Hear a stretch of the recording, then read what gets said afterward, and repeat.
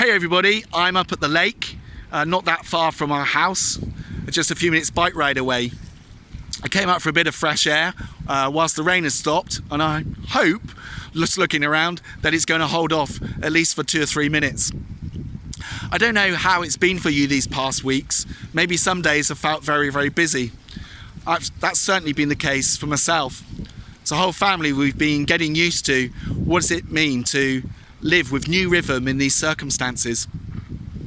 The other day I listened to a talk that had come to me on WhatsApp by Dr. John Andrews. Some of you remember John. John has spoken before at ICL, or perhaps you've read one of his books, which is in the book library. Now initially I didn't listen to the talk because I thought it was too busy. That's what I told myself.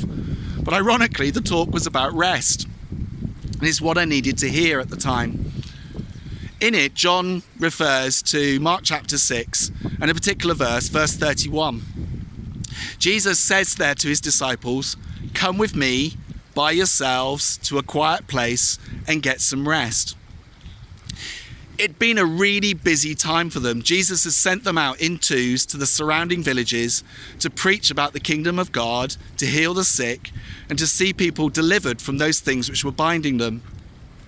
And they'd come back to tell Jesus all about it. But also in chapter 6, we hear of that John the Baptist is killed, Herod having him beheaded. So that news is in the mix as well. So they come back to Jesus. Mark doesn't tell us about the emotions that they felt. Maybe some of them had an adrenaline high from all that had been going on. They were super excited.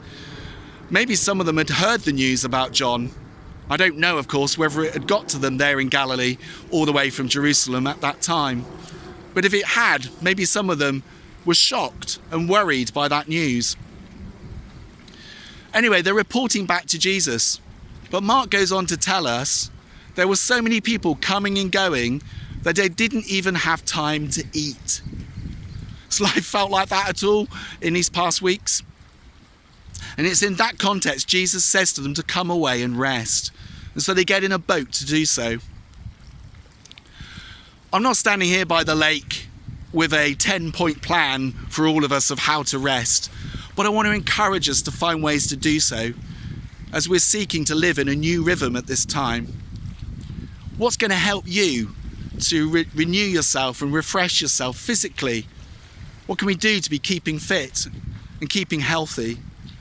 What about emotionally and mentally? What is going to do you good? And what about spiritually as well?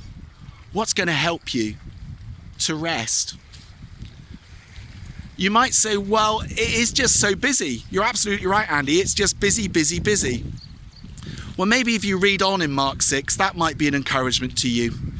Because Jesus and his followers are in the boat and they go across the lake, so they have a bit of time together there. But when they get to the other side, there's already a crowd waiting for Jesus.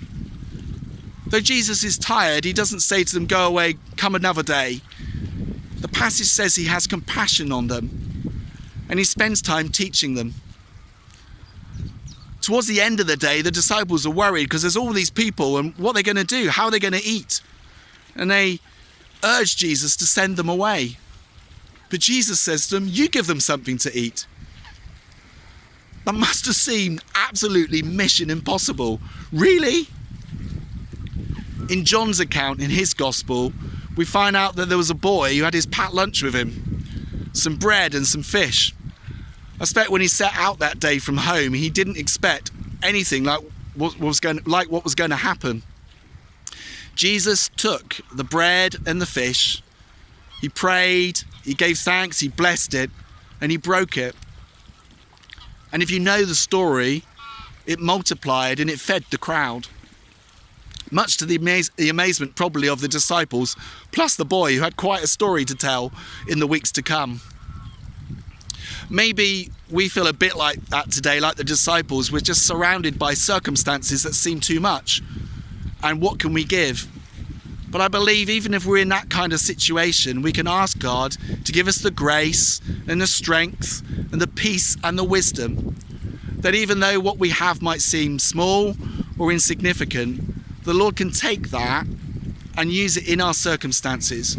He can multiply it up and do more than we can ever ask or imagine, according to his power that is at work within us, like it says in Ephesians chapter 3.